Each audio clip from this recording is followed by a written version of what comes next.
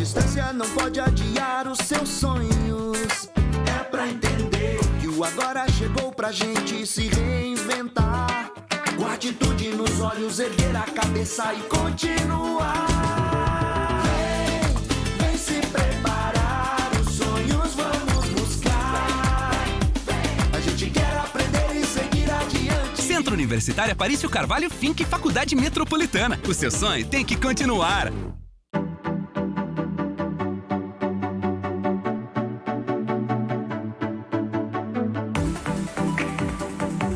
Meu nome é Beatriz Ferreira, sou acadêmica do curso de Fonoaudiologia do Centro Universitário Aparício Carvalho. Trabalho no Passo Amigo como estagiária, desenvolvendo habilidades do desenvolvimento infantil, com estimulação de linguagem, atenção, comportamento, dentre outros aspectos que a fonoaudiologia me proporciona. A melhor graduação é no Centro Universitário Aparício Carvalho.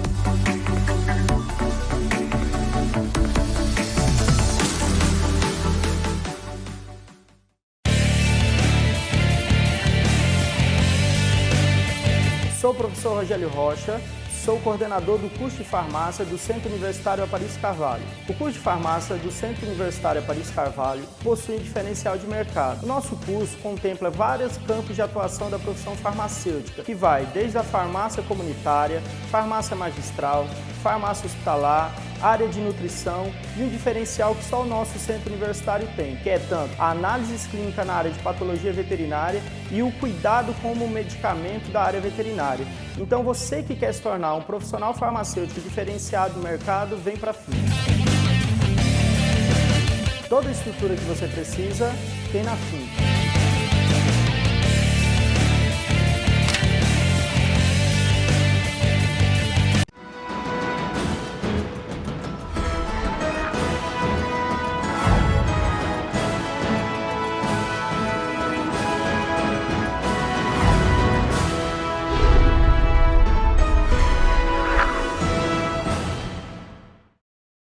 No ar, mais um programa Sala de Opinião.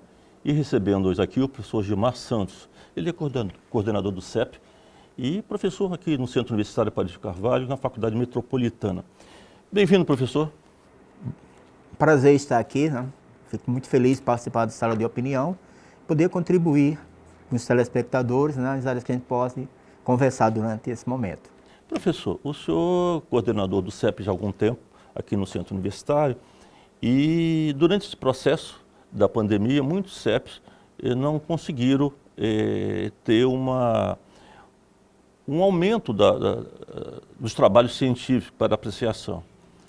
E como é que ficou o CEP aqui do Centro Universitário nesse período da pandemia? Como é que funciona? E como funciona o CEP e o que é o CEP? Bom, o CEP é um comitê de ética em pesquisa nos seres humanos. Ele tem como referência a Declaração de Helsinki, né?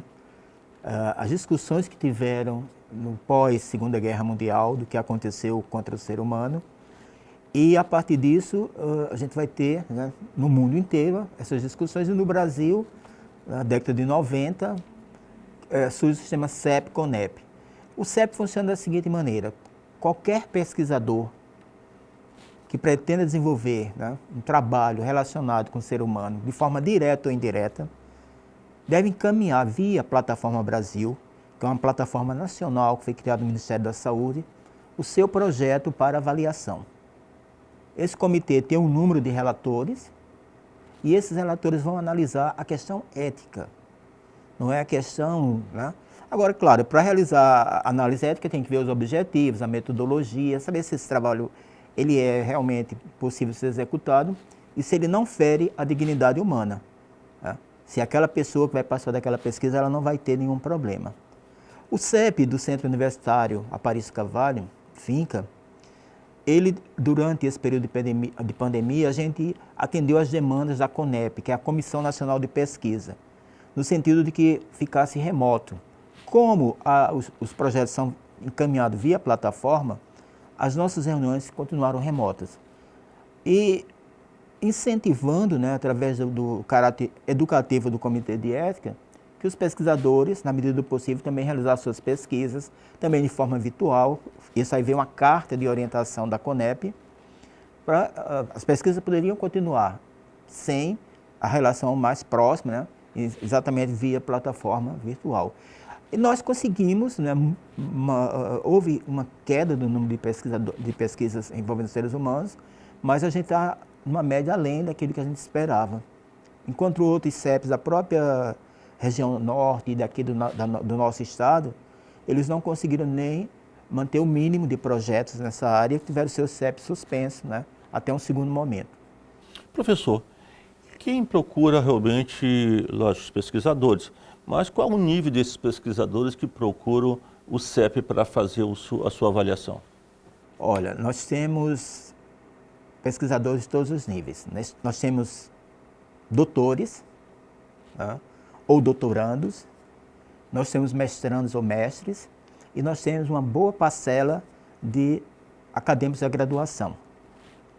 Só dizendo que o da graduação ele ainda não é considerado um pesquisador, ele é um iniciante da pesquisa, então ele precisa de um professor tutor, que nós chamamos de pesquisador principal. Tá?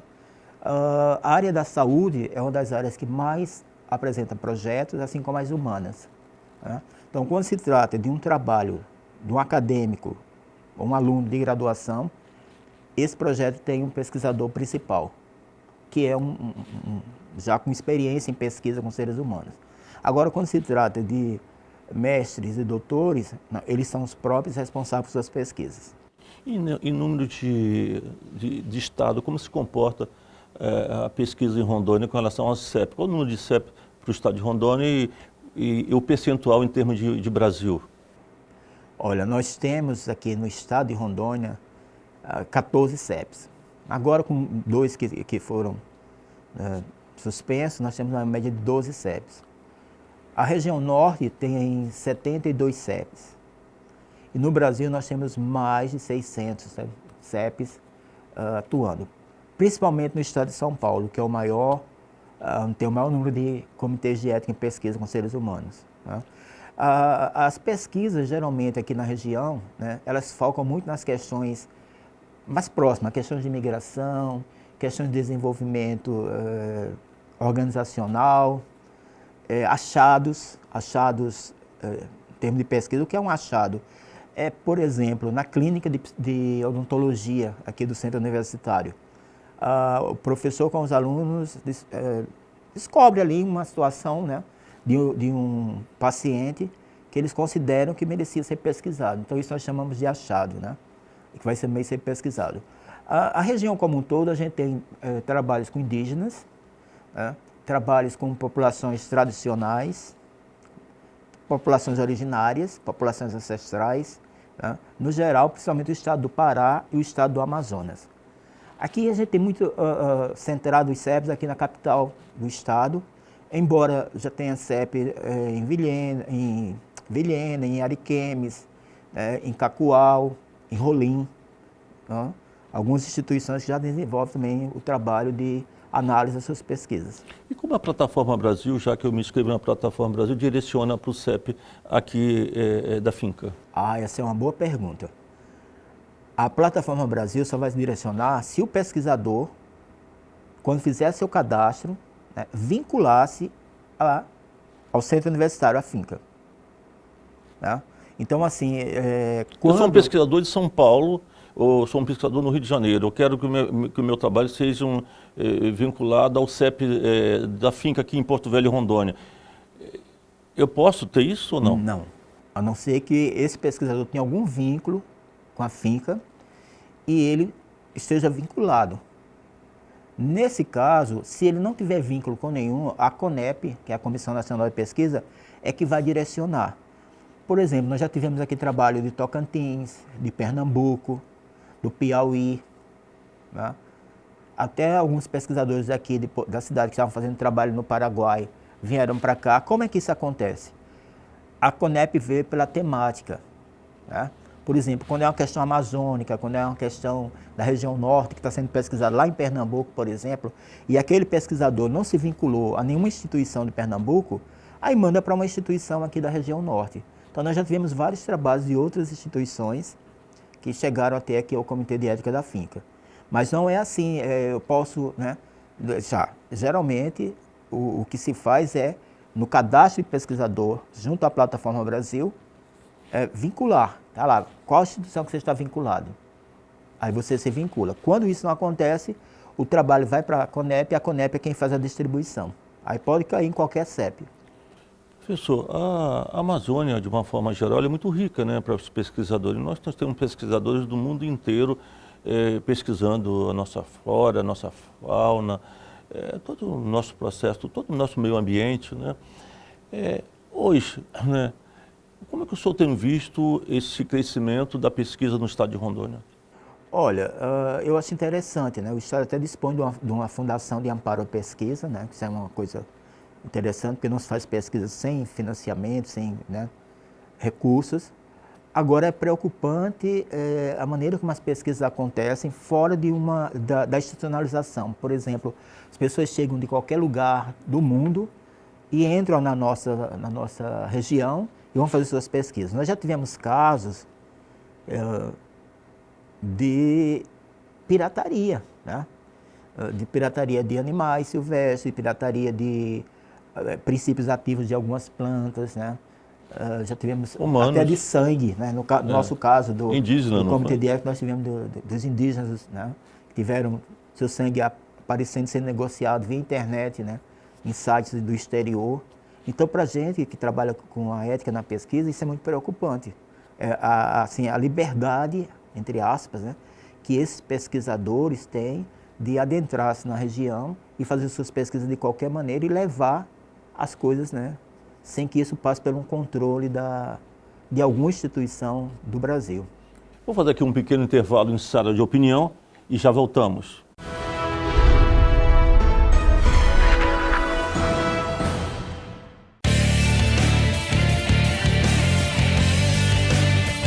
Sou o professor Rogério Rocha, sou coordenador do curso de farmácia do Centro Universitário Aparício Carvalho. O curso de farmácia do Centro Universitário Aparício Carvalho possui diferencial de mercado. O nosso curso contempla vários campos de atuação da profissão farmacêutica, que vai desde a farmácia comunitária, farmácia magistral, farmácia hospitalar, área de nutrição e um diferencial que só o nosso centro universitário tem, que é tanto a análise clínica na área de patologia veterinária e o cuidado com o medicamento da área veterinária. Então você que quer se tornar um profissional farmacêutico diferenciado no mercado, vem para a FIM. Toda a estrutura que você precisa tem na FIM.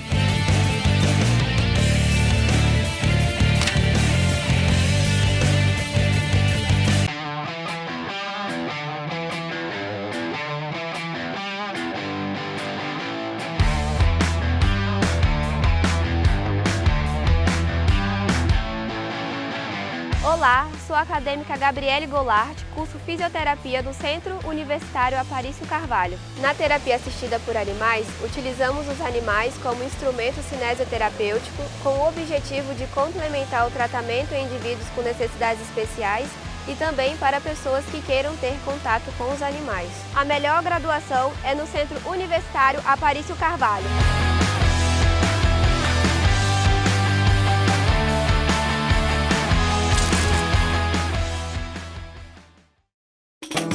A distância não pode adiar os seus sonhos.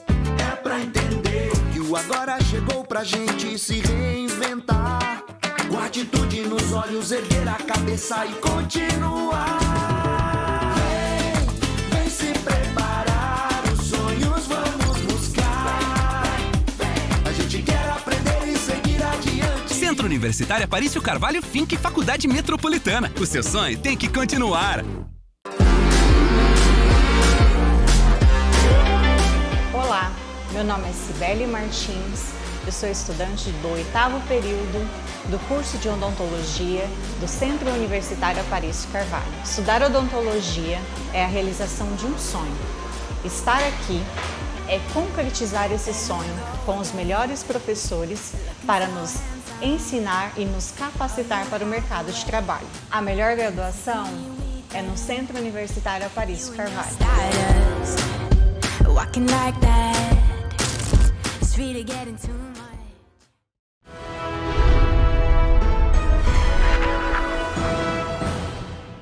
Voltamos com sala de opinião aqui com o professor Gilmar Santos. Ele é coordenador do CEP aqui do Centro Universitário Aparício Carvalho, Finca.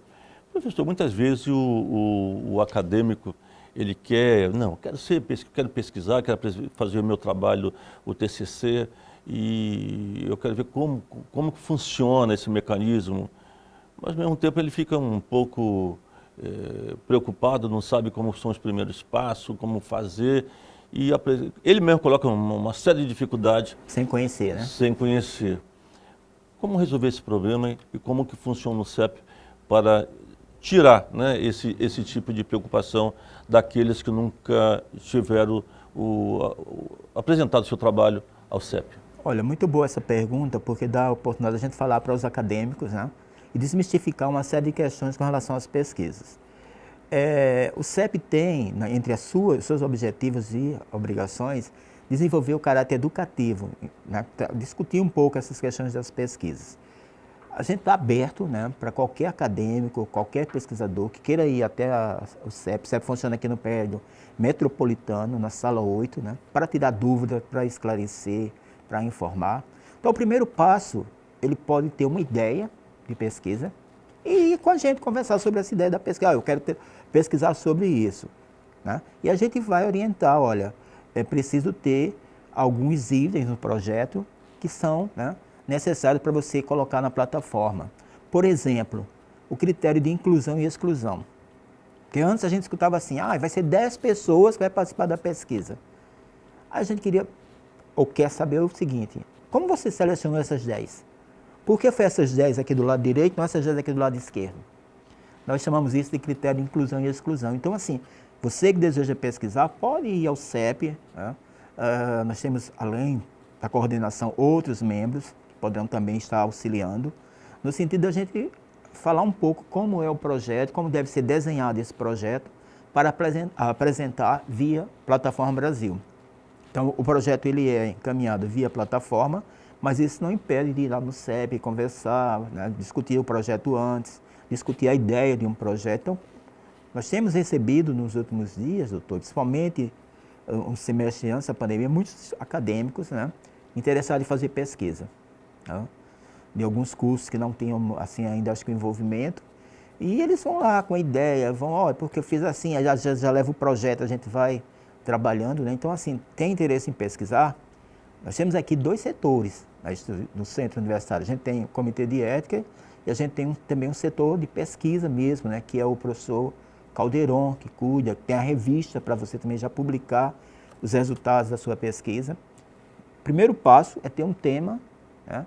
E aí a gente conversar sobre esse tema e encaminhar todos aquilo que é solicitado, porque também nós somos regidos por resoluções, né? Nós temos a resolução 466/12, que é uma resolução ligada aos cursos da área da saúde.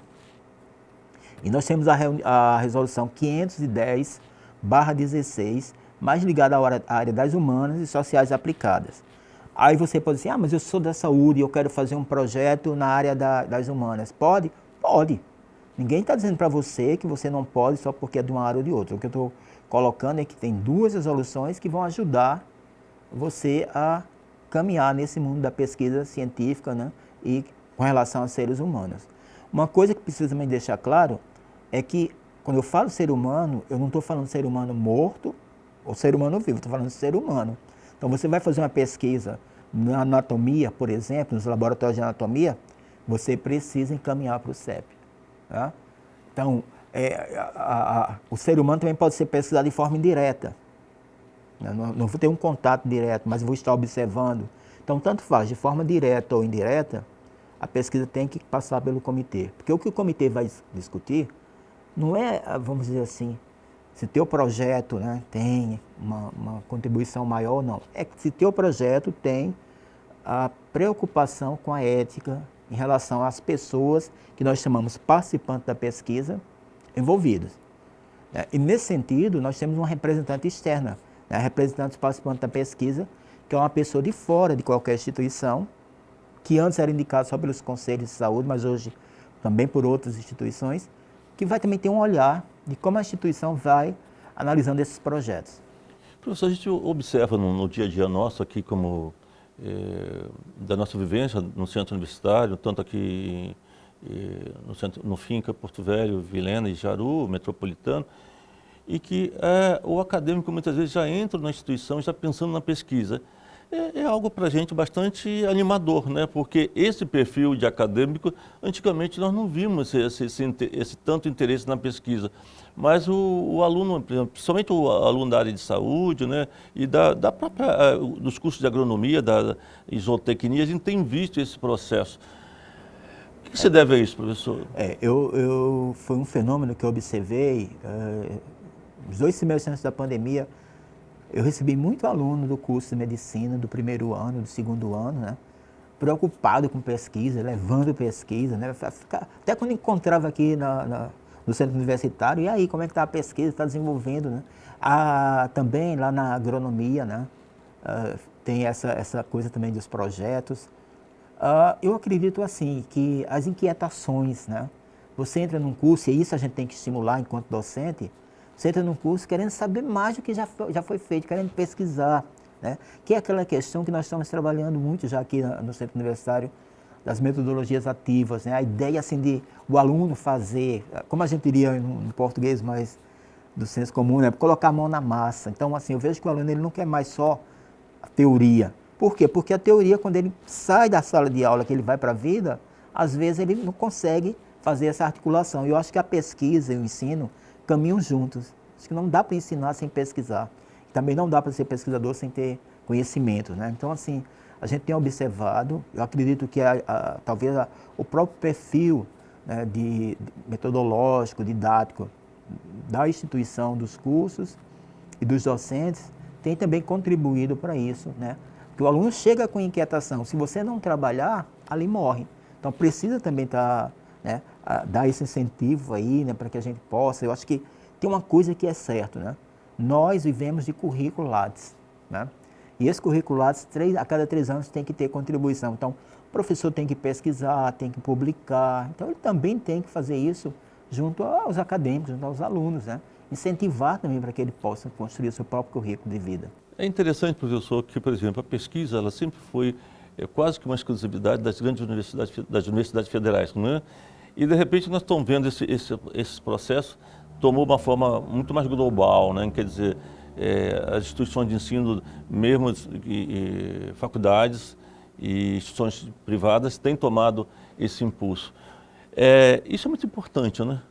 Com certeza. Na verdade, quando a gente falava em pesquisa, a gente vinha na cabeça o quê? USP, né? Unicamp, principalmente. Essas universidades do estado de São Paulo, o Rio de Janeiro, né? Mas a gente não falava das outras, às vezes nem das outras federais do território nacional, né, do Brasil. Como não existisse, né? Como se não existisse, né? Hoje o que a gente observa é que há uma outra compreensão. E aí quando o senhor fala das faculdades, dos centros universitários, das instituições integradas, começaram também a despertar para essa pesquisa, porque existe um campo vasto para ser pesquisado. O Brasil ainda é muito virgem em termos de pesquisa. Tem muita coisa para nós brasileiros assumirmos. E o que eu vejo assim, não vamos pensar num projeto, sabe assim, mega, né, uma coisa já grandiosa. Nós vamos começar fazendo pesquisas mais próximas, no entorno de onde a gente está, né, os problemas que nós temos. Aqui nós temos grandes pesquisadores, né? O que falta é exatamente essa compreensão. E aí o aluno, ele às vezes chega já conhecendo alguém, com a ideia de pesquisa e tal. Então vamos pesquisar isso aqui, vamos delimitar. Essa palavra é uma palavra que eles não gostam muito, né? Porque eles dizem, não vai dar para fazer uma pesquisa se você diminui, né? Não, vai dar sim. E com mais, né? Com mais certeza. Então eu vejo hoje, né, muitas pesquisas no nosso estado, muitas pesquisas aqui na Amazônia. E esse deslocamento que o senhor aponta, né? Dos grandes centros, como é que a gente tem, né? Aqui principalmente no Pará, e vindo também para os outros estados, né, para as instituições menores, uma preocupação que é de todos, né, de fazer pesquisa. Quando a gente vê lá pelo CEP, eu fico assim, acho que o CEP é um termômetro, né? A gente vê os temas que passam lá de pesquisa, os interesses, né? Aí você diz, meu Deus, mas a pessoa quer pesquisar isso? Quer. E isso vai dar uma contribuição, um olhar, né? Daquilo que é um desejo, daquilo que é um problema que às vezes está aí na sociedade e a gente não desenvolveu nenhuma pesquisa, né? Não ficar esperando em resultados vindo de fora, é mais complicado. Se aqui nós temos pesquisadores, se aqui nós temos iniciantes de pesquisa que têm interesse em fazer um bom trabalho. Em termos de região norte, qual é o estado que tem apresentado mais trabalhos, com um CEP mais efetivo? Olha, em termos de região norte, o estado com o maior número de CEPs é o Pará.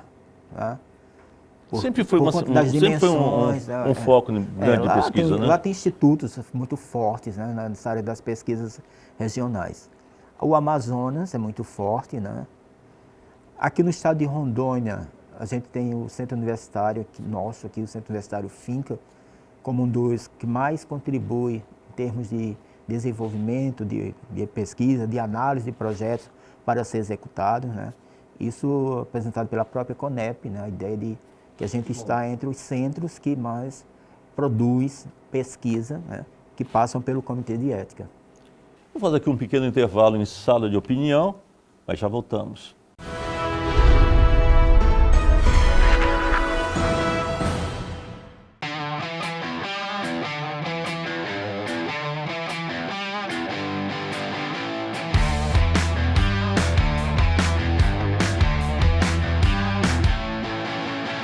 Olá, sou a acadêmica Gabriele Goulart, curso Fisioterapia do Centro Universitário Aparício Carvalho. Na terapia assistida por animais, utilizamos os animais como instrumento cinesioterapêutico com o objetivo de complementar o tratamento em indivíduos com necessidades especiais e também para pessoas que queiram ter contato com os animais. A melhor graduação é no Centro Universitário Aparício Carvalho.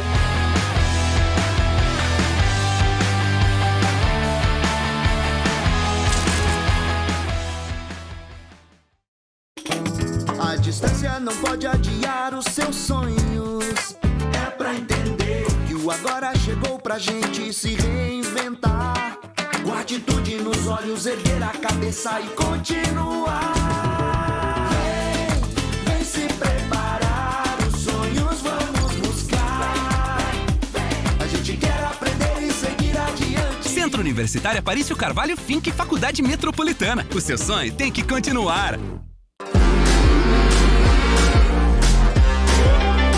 Olá, meu nome é Cibele Martins, eu sou estudante do 8º período do curso de odontologia do Centro Universitário Aparício Carvalho. Estudar odontologia é a realização de um sonho.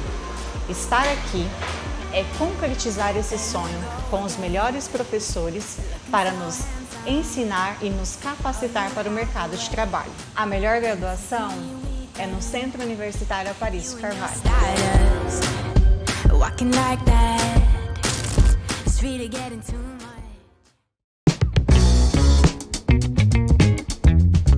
Olá, meu nome é João Pedro, sou estagiário do 8º período do curso de Fisioterapia do Centro Universitário Aparício Carvalho. Na clínica de fisioterapia, você marca o seu atendimento, onde será realizada uma avaliação fisioterapêutica para constatar as disfunções e patologias, e assim montar uma conduta específica para o seu problema. Após a avaliação, você inicia o seu tratamento com exercícios e recursos específicos, usufruindo assim de toda a estrutura necessária para a realização dos mesmos. A melhor graduação é no Centro Universitário Aparício Carvalho.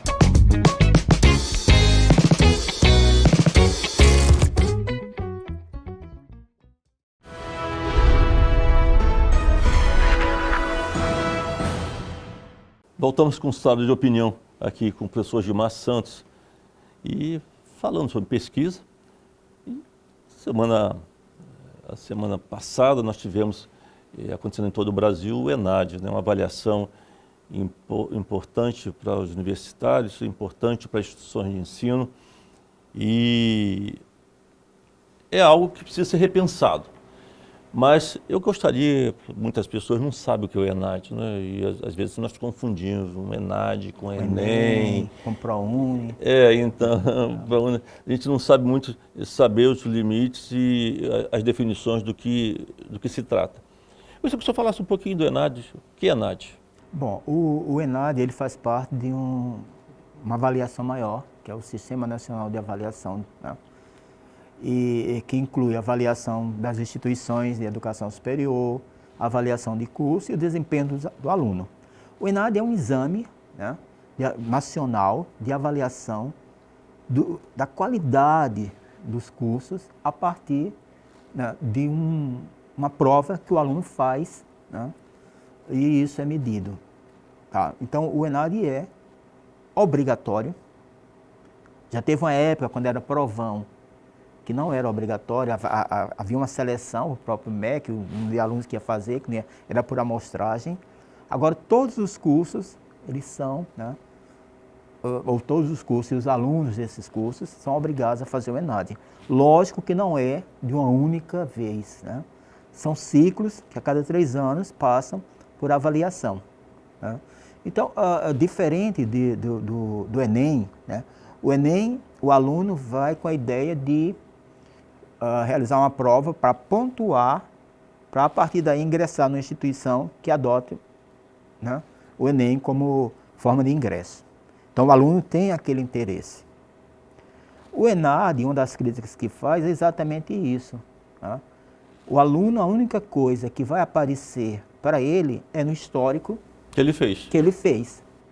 Ou que a turma dele não era daquele ciclo para fazer. Isso no histórico.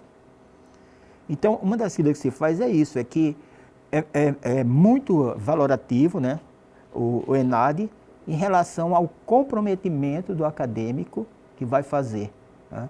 A gente vê casos, né, que, por exemplo, deu a hora regimental, né, que está lá no edital de tempo que pode sair, o aluno já sai. Ou seja, ele deve ter assinado aquela prova, marcado alguma coisa e entregue. Descomprometido por conta que não tem essa avaliação desse exame, né, como componente de um histórico dele mesmo ou até no diploma. O que já acontece com a pós-graduação. Porque na pós-graduação, quando você coloca lá o curso que você fez, sai o conceito do curso. Então, se alguém pega o currículo de algum mestre ou doutor, vai observar, né, quando ele cita o curso que ele fez, qual foi a avaliação daquele curso, né? Aí é pela CAPES, tudo bem. Que a gente está falando aí do MEC, do Instituto, né, que faz as pesquisas, o INEP. Mas, assim, essa é uma crítica que eu acho que tem que ser repensada. Não estou dizendo aqui que tem que aparecer, mas acho que tem que ter outros mecanismos que mobilizem. Comprometimento, né? Para ter um comprometimento, exatamente, né? Então, essa, para mim, é uma diferença muito grande entre o ENAD e o Enem. É interessante que o acadêmico, se ele não tiver interesse de mostrar seu conhecimento, ele entrega a prova muitas vezes em branco, sim, prejudicando a instituição, né? Muitas vezes a avaliação, sai lá uma avaliação baixíssima da instituição, porque o aluno não quis mostrar o seu conhecimento naquela prova. E isso não marca nenhum ponto negativo para ele, para o acadêmico, e sim para a instituição. A instituição, quando vai compor o seu CPC e o seu IGC, ela tem, entre componentes, o resultado do ENAD, né? O resultado do ENAD pesa para aquela nota que a gente diz, essa é a nota do curso, o curso ficou com tanto, né? Aí isso vai pesar. Mas para o acadêmico, como eu falei, a única coisa que sai é no histórico que ele fez a prova. Ou então que a turma dele, naquele ciclo, não era obrigada a fazer. Então, é uma crítica que é feita. Outros já dizem, não, mas serve para avaliar a qualidade dos cursos, né? Depende, né? Porque a gente não tem esse compromisso, né? Nesse último que teve agora aqui, eu estava, né, na instituição, participando, né, no acolhimento aos alunos, e eu vi assim que quando deu aquela hora, começou, sabe? Já abriu o portão e começou a sair. Gente, como é que essa pessoa... Porque a gente também tem que dizer assim, a prova, ela não é difícil, mas é uma prova de reflexão. Ele leva o aluno a ter que pensar. E às vezes, uma coisa que a gente até conversou com os nossos alunos, às vezes a questão pede uma coisa, o outro acha mais fácil por preguiça, né? Preguiça de pensar, de colocar, por exemplo, a questão pede para redigir. Aí a pessoa cita. Pode até ter colocado o conteúdo correto, mas aquilo não era o que a questão estava pedindo. Às vezes eles colocam 2 textos que não são complementares. Colocam um texto que fala uma coisa, outro texto que... né?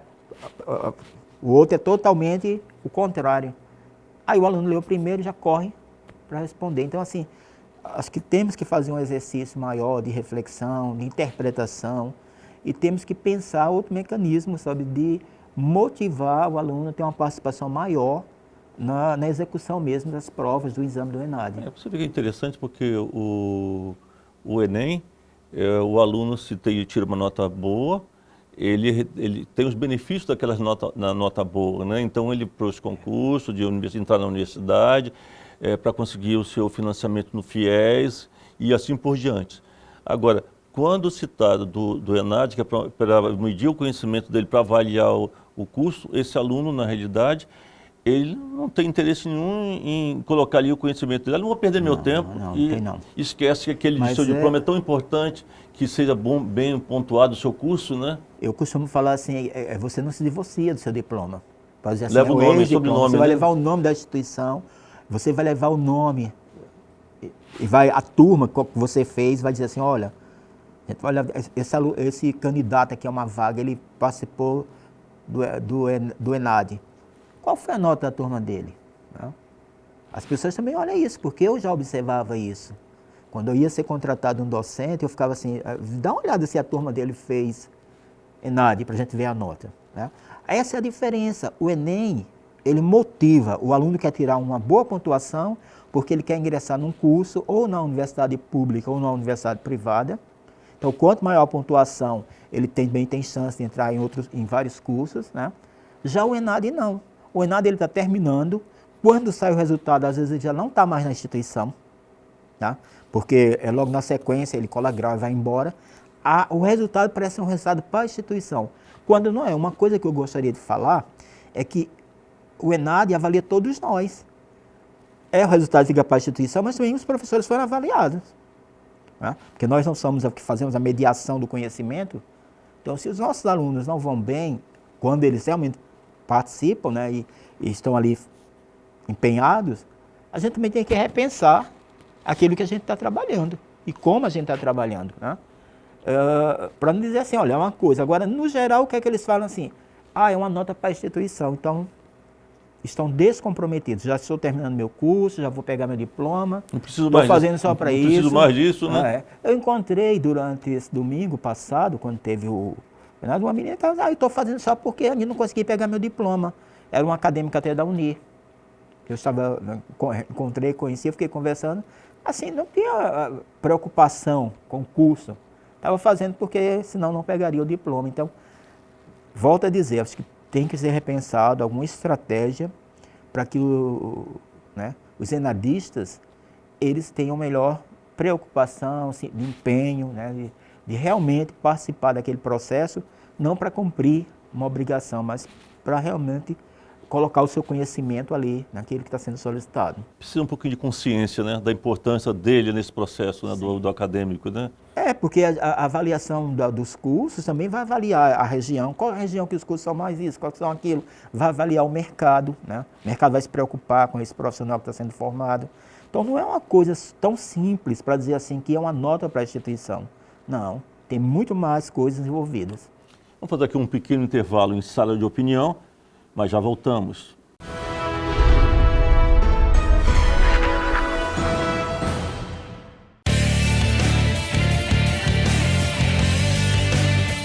Sou o professor Rogério Rocha, sou coordenador do curso de farmácia do Centro Universitário Aparício Carvalho. O curso de farmácia do Centro Universitário Aparício Carvalho possui diferencial de mercado. O nosso curso contempla vários campos de atuação da profissão farmacêutica, que vai desde a farmácia comunitária, farmácia magistral, farmácia hospitalar, área de nutrição e um diferencial que só o nosso centro universitário tem, que é tanto a análise clínica na área de patologia veterinária e o cuidado com o medicamento da área veterinária. Então você que quer se tornar um profissional farmacêutico diferenciado no mercado, vem para a FIM. Toda a estrutura que você precisa tem na FIM.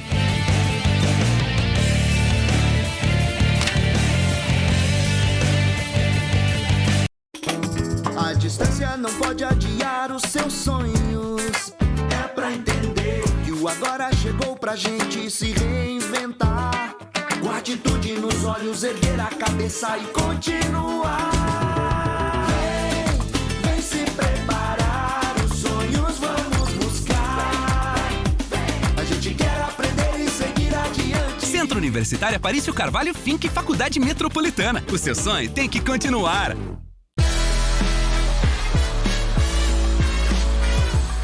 Olá, me chamo Vitória Mendes. Sou aluna estagiária do curso de Estética e Cosmética da Faculdade Metropolitana. Na clínica de estética, realizamos atendimento ao público com protocolos faciais e corporais. Iniciamos atendimento com avaliação para assim realização dos procedimentos, bem como hidratação facial, limpeza de pele, fototerapia, radiofrequência, carboxterapia e entre outros procedimentos. Te convido a conhecer a nossa clínica de estética e cosmética. A melhor graduação é na Faculdade Metropolitana.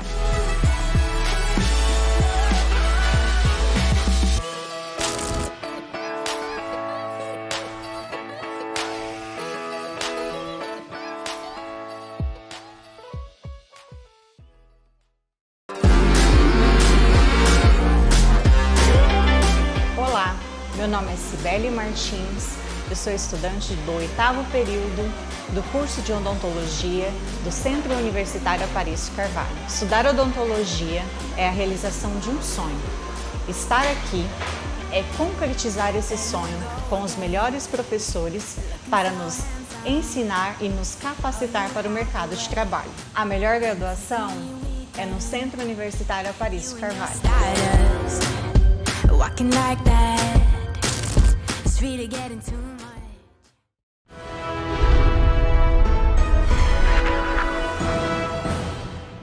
Voltamos com o sala de opinião aqui para o professor Gilmar Santos e nosso assunto aqui é ENAD.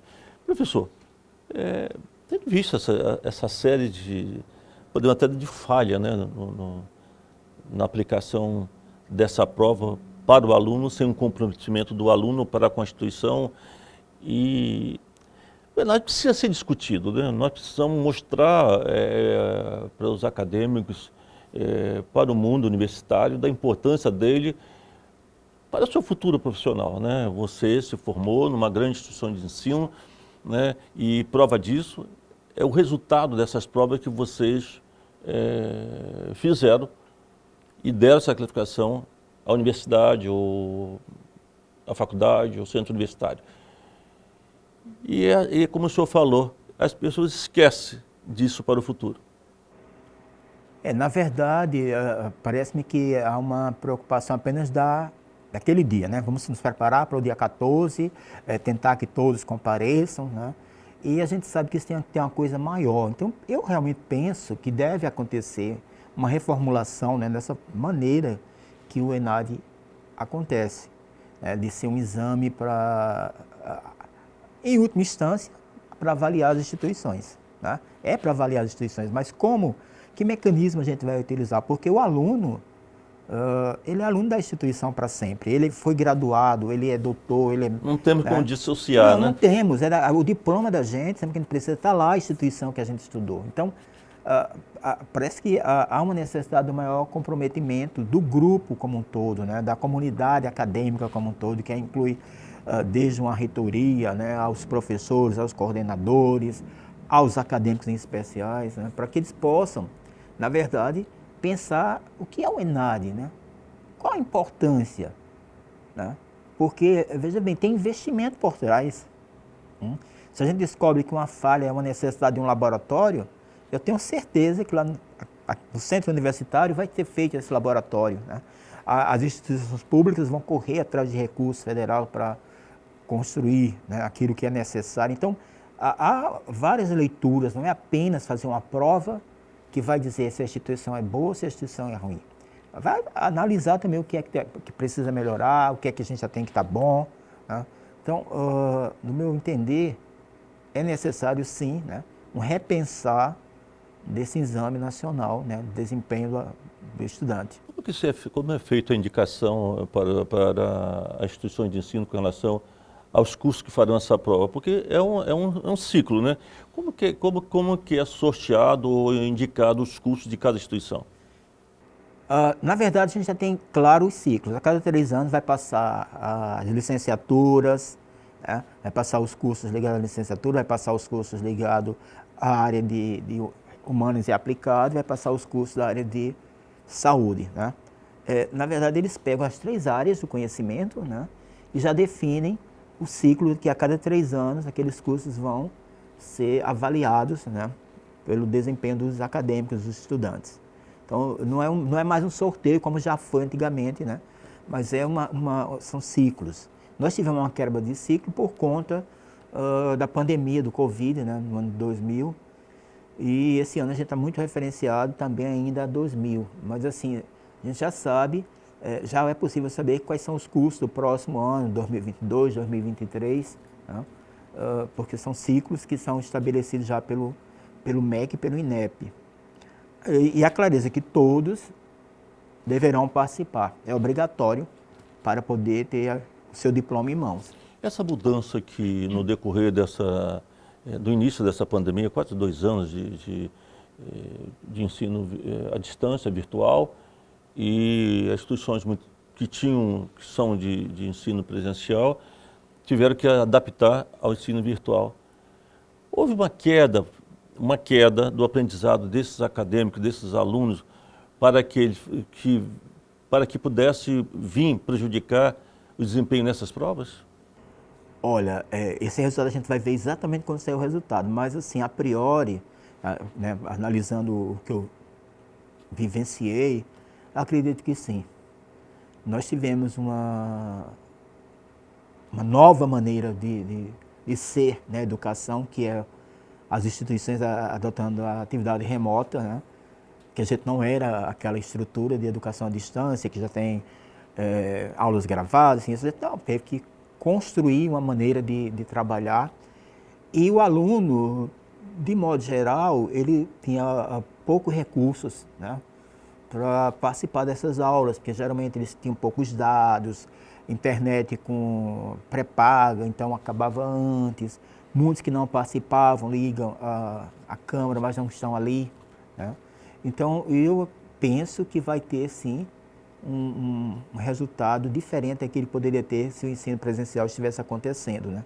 A gente teve muitas dificuldades, e isso eu não estou falando só aqui no nosso caso, estou falando da educação como um todo, né? Isso a gente viu no ensino fundamental, no ensino médio, né? Aluno que tinha que ir para a casa do outro para estudar, aluno que não tinha como estudar, aluno que tinha que subir em árvore para poder ter, né, acesso à internet, para poder estudar.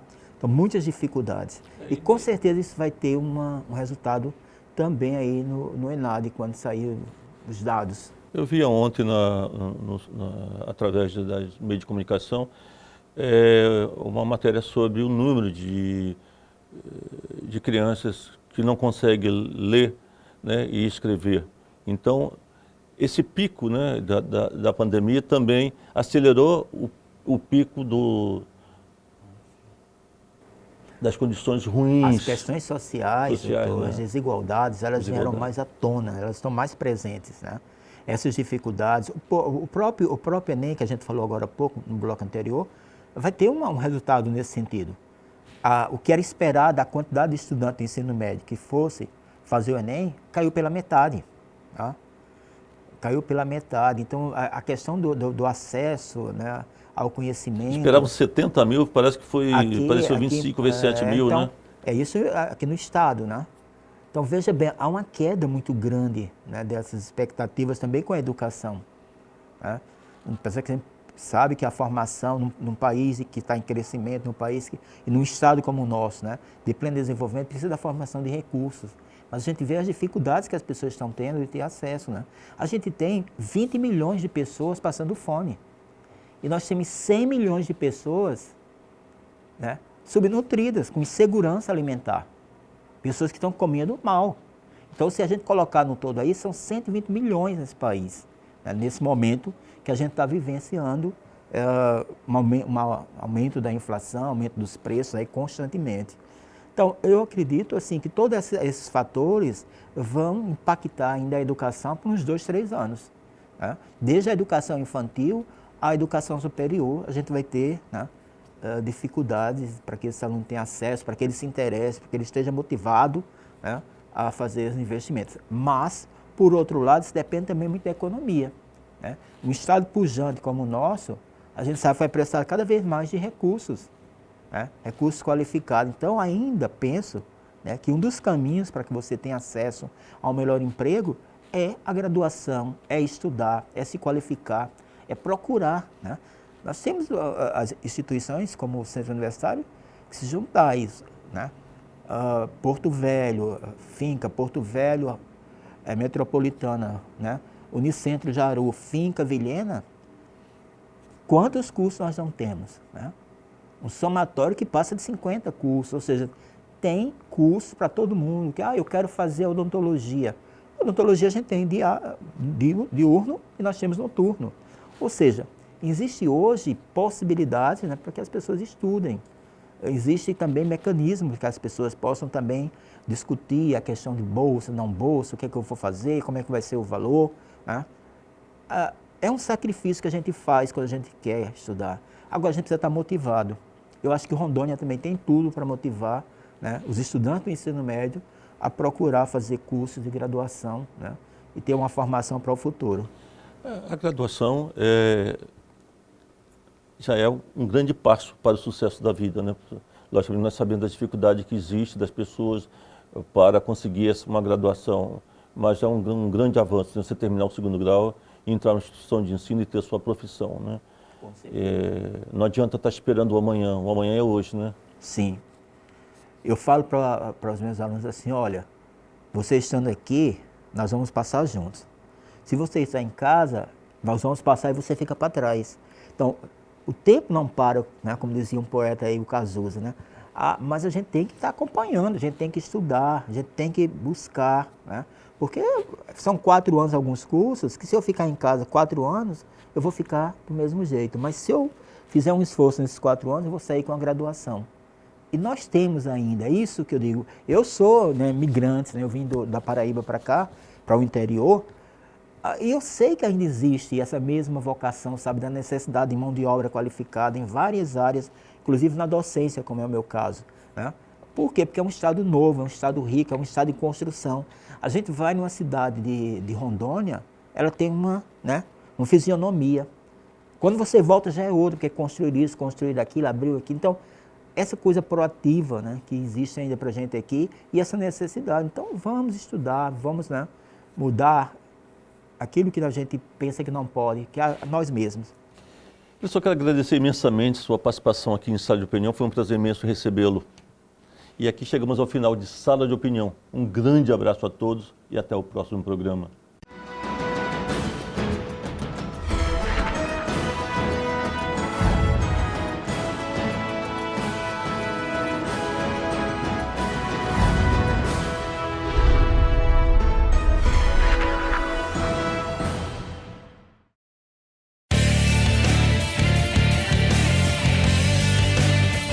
Sou o professor Rogério Rocha, sou coordenador do curso de farmácia do Centro Universitário Aparício Carvalho. O curso de farmácia do Centro Universitário Aparício Carvalho possui diferencial de mercado. O nosso curso contempla vários campos de atuação da profissão farmacêutica, que vai desde a farmácia comunitária, farmácia magistral, farmácia hospitalar, área de nutrição e um diferencial que só o nosso centro universitário tem, que é tanto a análise clínica na área de patologia veterinária e o cuidado com o medicamento da área veterinária. Então você que quer se tornar um profissional farmacêutico diferenciado no mercado, vem para a FIM. Toda a estrutura que você precisa tem na FIM.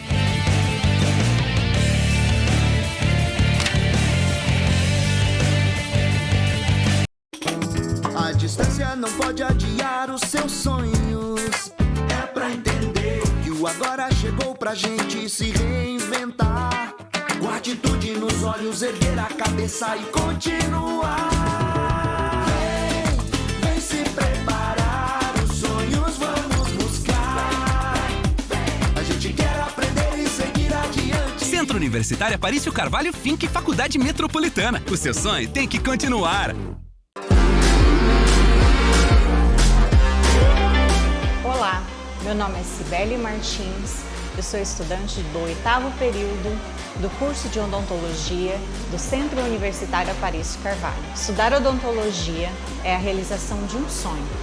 Estar aqui é concretizar esse sonho com os melhores professores para nos ensinar e nos capacitar para o mercado de trabalho. A melhor graduação é no Centro Universitário Aparício Carvalho. Walking like that, it's really getting to me.